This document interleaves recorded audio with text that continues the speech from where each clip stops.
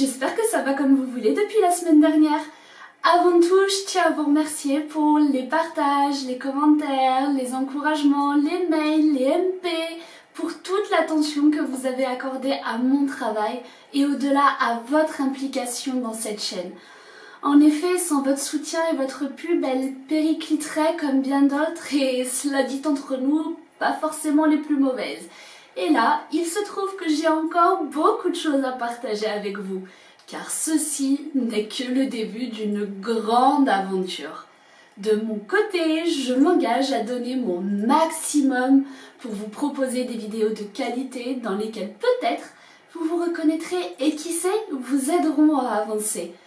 N'oubliez pas que vous pouvez m'écrire et ce sur quelque sujet que ce soit. Vous pouvez compter non seulement sur mon écoute mais aussi sur ma totale discrétion. Quand on se lance dans cette belle aventure qu'est une chaîne YouTube, il faut tenir compte de la communauté que nous créons et à mon sens, négliger cet aspect relationnel constitue une faute grave. Donc, passez le pas et osez un petit mot.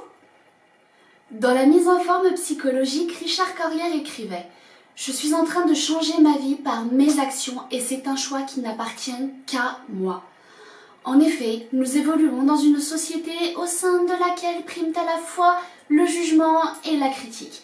Certains se permettent d'affirmer et se posent en donneurs de leçons, parfois sans prendre vraiment de recul et sans même avoir conscience de l'aspect intrusif, voire néfaste, de la démarche. Visiblement, aux yeux de certains, nous nous devons de justifier nos moindres faits et gestes et par extension, nos choix. Mais sous quel prétexte ? Nous avons tous des envies, des aspirations et des façons de penser différentes, et heureusement d'ailleurs. Nos choix nous caractérisent, nous constituent et font de nous ce que nous sommes. La plupart du temps, ils sont réfléchis et mesurés. Et quand bien même ils ne le seraient pas, ils restent propres à nous. Ce qu'il faut comprendre, c'est que les arguments qui nous sont opposés ne proviennent pas nécessairement de gens malveillants à notre rencontre. Nous allons ainsi commencer par étudier ceux qui interviennent dans un cadre bienveillant et loin de moi l'idée de leur jeter l'opprobre, car ces gens-là vous aiment. Je m'explique. Certains de vos proches vont donc contester vos choix, mais dans un simple désir de protection. Pour autant, la légitimité qu'ils ont reste fragile. En effet, qui vous dit qu'ils n'ont pas été eux-mêmes dans une situation similaire à la vôtre et qu'ils n'ont pas renoncé à agir pour leur vie personnelle quelques années auparavant et que de ce fait, ils ne se sont pas résignés à poursuivre dans une voie au lieu de s'engager dans une autre. Et ce, peut-être même à ce moment-là sur les conseils de leurs proches. Certes, leur vie actuelle leur convient, sinon ils n'essaieraient pas de vous dissuader car ils veulent votre bien. Cependant, jamais ils ne sauront si le chemin sur lequel ils souhaitaient s'engager les aurait rendus plus heureux. Ils n'ont pas osé et donc ignorent tout et restent dans le supposé. Leur avis est dicté non pas par la raison mais par la peur du changement, par leur histoire propre et par leur éducation, ce qui rend cet avis friable. Évidemment que oui, vous avez réfléchi à la question, que vous avez pesé le pour et le contre et que vous avez envisagé tout l'irréversible de vos choix. Vous n'êtes plus un enfant, mais eux, sont-ils sûrs de détenir la vérité ? Si vérité il y a. En clair, comment accorder crédit à la parole de quelqu'un qui certes vous veut du bien, mais qui n'a jamais osé bouleverser sa vie ? Un exemple, vous en avez marre de votre boulot. Vous ne vous épanouissez plus et vous décidez de changer totalement d'horizon. Parce que la vie est courte, parce que c'est votre droit et que vous n'êtes pas heureux. Fatalement, vous entendrez des « mais t'es sûr de toi ? Et si ça fonctionne pas, tu te rends compte dans quelle situation tu peux te retrouver ? Moi, à ta place, je resterai dans cette entreprise. Regarde, t'as la stabilité de l'emploi. » Ce n'est pas cette réponse que vous attendiez, vous espériez soutien et motivation. Et voilà qu'on fait tout pour vous dissuader d'un projet qui vous tient à cœur et auquel vous croyez. Vous vous sentez infantilisé, inapte à prendre des décisions pour vous et vous entrez en conflit avec des gens que vous aimez. Et c'est idiot. Expliquez-leur vos choix, vos motivations. Et dites-leur que s'ils vous aiment, le minimum est d'écouter votre argumentaire. Certains conseils sont bons à prendre, d'autres moins. Et au final, c'est seulement à vous que doit revenir la décision et il n'appartient à personne de la remettre en question. S'ils vous aiment, même s'ils ne partagent pas votre avis, ils vous soutiendront à ce moment-là. Imaginez à présent la situation suivante, et celle-là va parler à beaucoup de filles. Vous en avez assez de la façon dont vous vous habillez et vous décidez de changer, de porter des vêtements qui vous mettront plus en valeur et dans lesquels vous vous sentirez bien. Sitôt fraîchement looké, c'est une avalanche de « Non mais t'as vu ta jupe?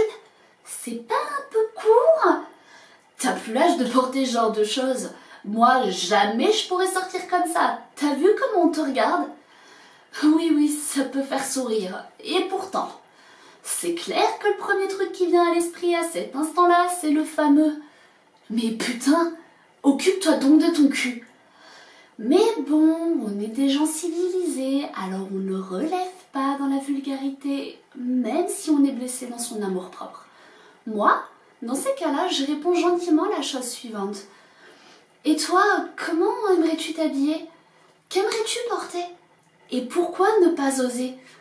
Je vous promets que c'est très déstabilisant pour celui qui est convaincu de la logique de son discours, pourtant tellement intrusif. Votre interlocuteur ne va pas s'attendre à une telle réaction et va rester dubitatif durant quelques secondes. Ensuite, il essaiera de se justifier à partir d'exemples qui ne tiennent pas, car fabriqués de toutes pièces par un puritanisme exacerbé ou une morale archaïque aux antipodes de la logique. Puis, mis face à ces incohérences, votre interlocuteur se fera moins loquace et finira par dire « En vrai, je t'envie, moi je n'oserais pas. » Vous aurez alors appris deux choses. La première, il s'agit de quelqu'un qui vous aime vraiment, car quelqu'un qui avoue vous envier ne nourrit aucun ressentiment malsain à votre encontre. Et ensuite, vous avez bien fait de vous faire confiance. Donc qui sait, votre tâche sera peut-être dans un avenir proche de soutenir à votre tour cet ami ou parent dans son désir de changement. Seulement voilà, autant certains avis émanent de gens bienveillants, autant d'autres non. Et ceux-ci vont se donner un malin plaisir à démolir vos choix en vous rabaissant plus ou moins implicitement. Et là, on sort totalement du contexte du « oser ou non ». On est parti pour un voyage glauque dans les méandres de la jalousie, du dépit et de la volonté de nuire. Et le schéma est très simple à comprendre. Partons du postulat que vous êtes mal dans votre peau et que vous avez des kilos en trop, et ce, depuis de nombreuses années. Toutefois, à ce moment-là de votre vie, vous avez l'impression d'être soutenu par les personnes qui vous entourent.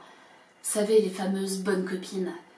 Que se passe-t-il si, pour une raison ou pour une autre, vous décidez de reprendre la maîtrise de votre corps et d'en finir avec ce mal-être qui vous bouffe, et si vous déclarez à voix haute un beau matin « Je perds du poids définitivement ». Quand on connaît les mécanismes, le résultat est assez drôle. Vous allez être confronté à deux situations possibles. La première, les gens qui vous aiment, dont je parlais dans ma partie précédente, continueront à vous soutenir et seront heureux pour vous, même s'ils sont réticents au début. Votre bonheur les comblera au final. Et puis, il y a la deuxième. Non mais vraiment, elle veut pas être belle aussi? On a été ses cops pendant des années, on s'en est occupé, on l'a même emmené avec nous ce boulet. Mais quelle ingratitude! Comment ose-t-elle vouloir rentrer dans du 36? C'est un comble. Elle veut nous piquer nos mecs aussi?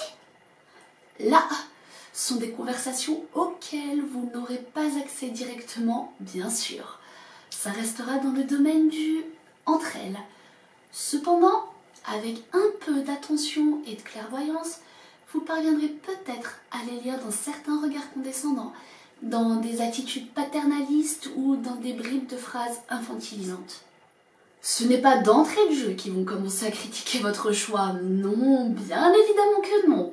Ils sont malins et l'entreprise de démolition est beaucoup plus fourbe. Vous aurez droit au début à des « Ah mais c'est super que tu fasses ça !»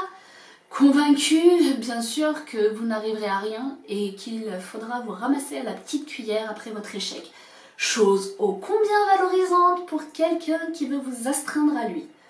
Sauf qu'au moment où le fruit de vos efforts paiera, en clair, quand vous aurez perdu vos kilos, vous découvrirez cette facette si bien dissimulée.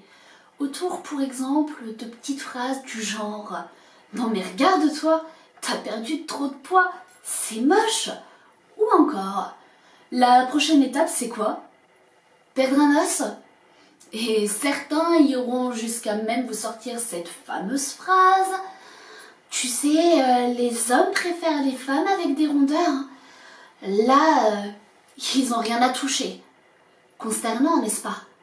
Je précise que j'ai eu la chance de ne jamais avoir affaire à ce type de personnes mal intentionnées et que j'en suis heureuse car elles sont destructrices.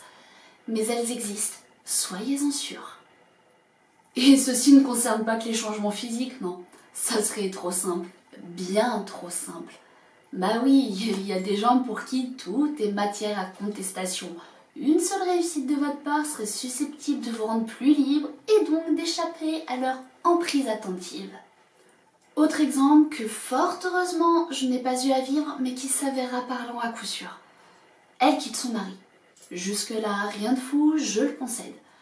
Elle le quitte parce qu'il est violent avec elle. Jusqu'ici, attitude tout à fait compréhensible et indiscutablement saine. Cependant, êtes-vous sûr qu'il n'y aura pas des « Non mais elle est égoïste de le laisser, regarde-le, le pauvre !» ou des « Elle n'est rien sans lui de toute façon !» Et encore, si ces paroles sont juste stupides car méconnaissantes de la situation, soit. Mais pour ce qui concerne ceux qui le savaient, ceux qui ont vu les lunettes noires qui masquaient, qui ont détourné les yeux devant les bleus sur les bras, qui ont entendu les cris et les larmes, ceux qui sont tus devant les appels au secours, ceux qui ont tiré les volets pour ne pas entendre, ne pas savoir, ne pas avoir à prendre parti, bref, ne pas avoir à porter leurs couilles. Putain, mais qu'ils aient la décence de la fermer avec leurs bons sentiments de façade, leur lâcheté de circonstance et leur « Mais a-t-elle pensé aux enfants qui vont être privés de leur père s'il est condamné ?» Et oui, la malveillance de certaines personnes s'étend jusque-là, jusqu'au point de mépriser vos choix alors même que votre propre vie est en danger. Non, non, je ne peux pas avoir quelque bienveillance que ce soit pour ces témoins muets qui baissent le regard devant l'inqualifiable, qui se posent juste une question. Et si demain c'était eux qui enduraient le pire d'un bourreau, pardonnerait-il à ceux qui n'ont rien fait?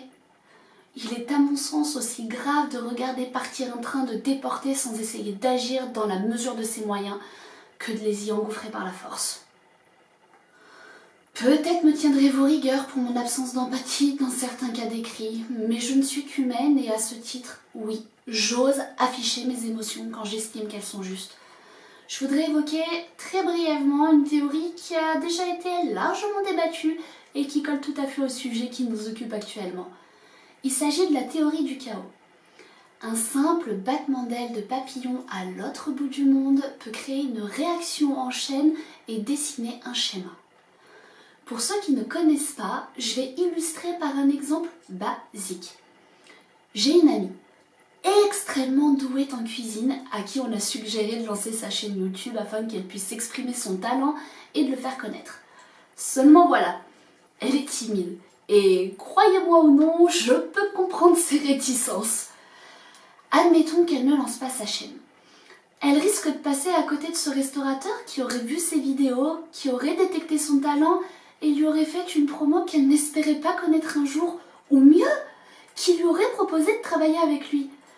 Elle pourrait donc passer à côté d'opportunités qui pourraient modifier le cours de sa vie.